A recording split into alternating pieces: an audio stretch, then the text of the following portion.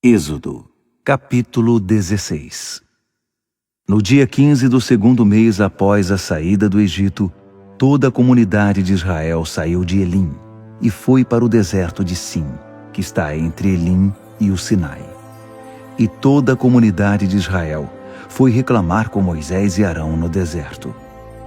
Por que o Eterno não nos deixou morrer em paz no Egito, onde tínhamos ensopado de carneiro e pão à vontade? Você nos trouxe a este deserto para matar de fome toda a comunidade de Israel. O Eterno disse a Moisés: Vou fazer chover pão do céu. O povo deverá juntar o suficiente para um dia. Eu os porei à prova para ver se vivem ou não de acordo com minhas instruções. No sexto dia, quando forem preparar o que recolheram, terão o dobro da quantidade diária. Moisés e Arão disseram ao povo de Israel: Esta noite vocês saberão que foi o Eterno quem tirou vocês do Egito, e de manhã verão a glória do Eterno. Ele ouviu suas reclamações contra ele. Saibam que vocês não reclamaram de nós, mas do Eterno. Ele acrescentou: O Eterno dará a vocês carne para comerem de noite e pão pela manhã, pois ele ouviu quando vocês reclamaram dele. Quem somos nós? Vocês não reclamaram de nós, mas do Eterno. Moisés deu a seguinte instrução a Arão: Diga a toda a comunidade de Israel: aproximem-se do Eterno. Ele ouviu as suas reclamações. Quando Arão deu as instruções a toda a comunidade de Israel, eles voltaram os olhos na direção do deserto. E ali estava a glória de Deus, visível na nuvem. O Eterno disse a Moisés: Ouvi as reclamações dos israelitas. Por isso diga a eles: ao entardecer, vocês comerão carne, e de manhã terão pão à vontade. Assim, entenderão que eu sou o Eterno, seu Deus. Naquela noite, um grande número de codornas pousou no acampamento. Na manhã seguinte havia uma camada de orvalho no terreno em volta. Quando a camada de orvalho desapareceu, uma camada de algo parecido com flocos finos como a geada cobria o chão do deserto. Os israelitas, ao ver o estranho fenômeno, começaram a perguntar uns aos outros: Manu, o que é isso? Eles não tinham a menor ideia do que era aquilo. Moisés explicou: Isso é o pão que o Eterno providenciou para que vocês comessem. E estas são as instruções do Eterno. Juntem o suficiente para cada um, cerca de 1 jarro por pessoa. Recolham o bastante para cada indivíduo de sua tenda. O povo de Israel começou a recolher o alimento. Alguns juntaram mais, outros juntaram menos.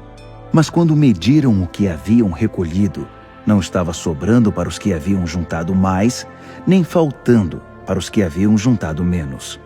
Cada um havia recolhido a medida necessária. Moisés deu este aviso: Não deixem sobrar nada para amanhã. Mas houve alguns que não obedeceram a Moisés e guardaram um pouco para o dia seguinte. E o que havia sido guardado ficou cheio de bichos e cheirava mal. Moisés perdeu a paciência com eles. Eles recolhiam o alimento todas as manhãs, o necessário para cada um. Quando o sol ficava mais forte, ele se derretia. No sexto dia, juntaram o dobro de pão, cerca de 2 jarros por pessoa. Os líderes da comunidade foram relatar a mudança a Moisés. E Moisés disse: O que o Eterno falou foi o seguinte: Amanhã é dia de descanso, sábado santo ao Eterno. Assem ou cozinhem hoje o que quiserem e guardem as sobras para amanhã. Eles guardaram o que sobrou para o dia seguinte, conforme Moisés havia ordenado. E dessa vez o pão não cheirou mal, nem criou bichos. Moisés disse também: Agora comam, Este é o dia, o sábado do Eterno. Hoje vocês não acharão nada. Durante 6 dias deverão juntá-lo, mas o 7º dia é o sábado, e não haverá alimento para recolher nesse dia. Mesmo assim, no 7º dia, alguns saíram para juntar o pão, mas não encontraram nada. O Eterno disse a Moisés: Até quando vocês vão ignorar minhas ordens e instruções? Será que não percebem que o Eterno deu o sábado a vocês? Foi essa a razão de eu ter dado no 6º dia pão suficiente para 2 dias. Portanto, fiquem em casa no sábado. Ninguém saia no 7º dia. E o povo deixou de trabalhar no 7º dia. Os israelitas deram ao pão o nome de maná. O que é isso? Ele era esbranquiçado e parecido com a semente do coentro. O gosto era de bolacha com mel. Moisés deu mais instruções. Isto é o que o Eterno ordena. Guardem um jarro cheio de maná, um homer, para que as futuras gerações possam conhecer o pão com que os alimentei no deserto, depois de tirá-los do Egito. Moisés disse a Arão: Peguem um jarro e encham-o de maná. Coloque-o diante do Eterno. O maná deve ser conservado para as futuras gerações. Arão fez o que o Eterno havia ordenado a Moisés, separando um pouco de maná e guardando com as tábuas da aliança. Os israelitas comeram maná durante 40 anos, até chegar à terra na qual se estabeleceriam. Eles comeram maná até chegar à fronteira de Canaã. Pelos padrões antigos, um homer corresponde à 10ª parte de um efa. Êxodo, capítulo 17. Sob a direção do Eterno, toda a comunidade de Israel partiu do deserto de Sim e avançou no caminho por etapas. Eles acamparam em Refidim, mas não havia sequer uma gota de água para o povo beber. E o povo exigiu de Moisés: Dê-nos água para beber. Mas Moisés respondeu: Por que estão me atormentando? Por que estão pondo à prova o Eterno? Mas o povo estava com sede e passou a reclamar a Moisés: Por que você nos tirou do Egito e nos trouxe para cá com nossos filhos e nossos animais? Foi para morrermos de sede? Moisés orou ao Eterno: O que faço com este povo? Qualquer hora dessas, eles vão me matar. O Eterno disse a Moisés: Ponha-se diante do povo e leve com você alguns dos líderes de Israel. Pegue a vara que você usou para tocar o Nilo e comece a andar. Vou acompanhar você até a rocha em Horebe. Quando chegar ali, bata na rocha, e dela jorrará água para o povo beber. Moisés fez o que Deus ordenou, e os líderes de Israel presenciaram tudo. Ele deu ao lugar o nome de Massá, lugar de prova, e Meribá, discussão, por causa da discussão entre os israelitas e porque eles puseram à prova o Eterno quando disseram: O Eterno está ou não conosco? Amaleque posicionou seu exército para lutar contra Israel em Refidim. E Moisés ordenou a Josué: Escolha alguns homens para lutar contra Amaleque. Amanhã assumirei meu posto no alto do monte com a vara de Deus.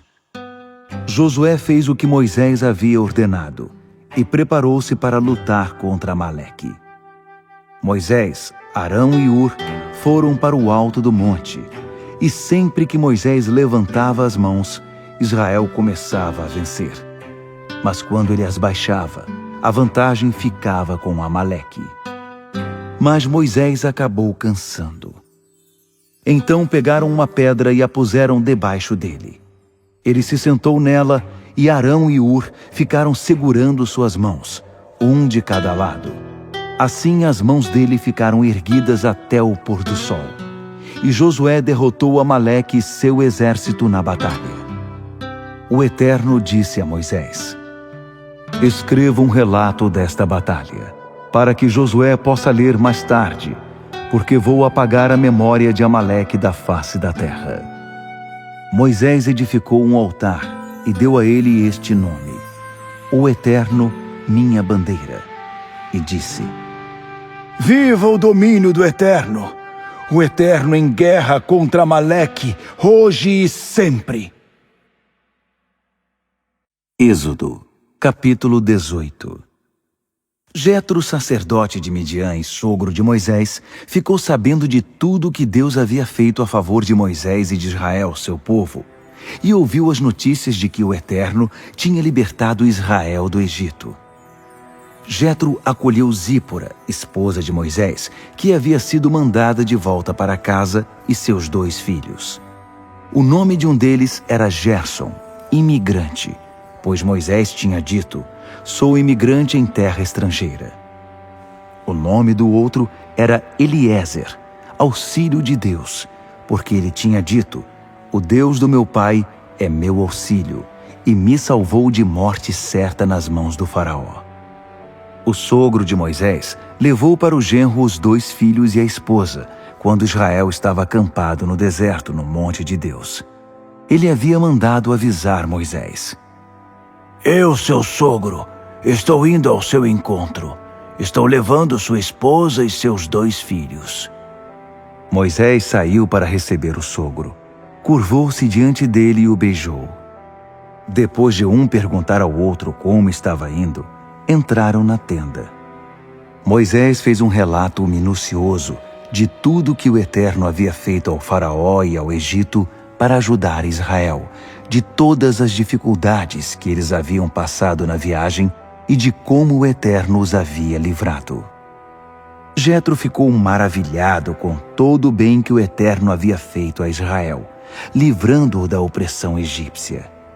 Ele disse: Bendito seja o Eterno, que livrou vocês do poder do Egito e do faraó, que libertou seu povo da opressão egípcia. Agora sei que o Eterno é maior que todos os outros deuses, pois fez essas coisas a todos os que trataram Israel com arrogância. O sogro de Moisés apresentou uma oferta queimada e sacrifícios a Deus. Arão e todos os líderes de Israel participaram da refeição com o sogro de Moisés na presença de Deus. No dia seguinte, Moisés assumiu seu posto para julgar as causas do povo. Os israelitas faziam fila diante dele o dia inteiro, de manhã até a noite. Quando viu como Moisés atendia ao povo, Jetro ficou espantado. O que está havendo aqui? Por que você faz tudo isso sozinho, obrigando essa gente a ficar na fila diante de você desde a manhã até a noite? Moisés respondeu ao sogro: Porque eles me procuram para fazer perguntas a respeito de Deus. Quando desejam esclarecer alguma questão, eles vêm me consultar. Também julgo as causas entre vizinhos e ensino a eles as leis e as instruções de Deus. O sogro de Moisés disse: Isso não pode continuar assim. Você e as pessoas que o procuram vão ter um esgotamento. É trabalho demais para você. Não há como fazer isso sozinho. Ouça minha orientação para que você saiba o que fazer e para que Deus esteja com você. Ponha-se diante de Deus e a favor do povo, mas os assuntos devem ser apresentados a Deus. Sua tarefa será ensinar a eles as normas e as instruções, mostrar como viver e o que fazer. Escolha homens competentes que temam a Deus e sejam íntegros, incorruptíveis. Nomeie líderes de grupos de 1000, de 100, de 50 e de 10. Eles serão responsáveis pelo trabalho de julgar o povo no dia a dia. Eles apresentarão a você as causas mais difíceis, mas julgarão as causas de rotina. Assim, vocês dividirão a carga e eles facilitarão as coisas para você. Se adotar esse método de administração, você sempre terá disposição para cumprir tudo o que Deus ordenar, e o povo também será beneficiado. Moisés aceitou o conselho do sogro e seguiu todas as suas orientações. Escolheu homens competentes em todo Israel e os nomeou líderes sobre o povo, organizando-os em grupos de 1.000, de 100, de 50 e de 10. Eles passaram a realizar a tarefa diária de julgar o povo. Só apresentavam a Moisés as causas mais difíceis. As causas de rotina eles mesmos julgavam. Depois disso, Moisés se despediu do sogro, que voltou para sua terra.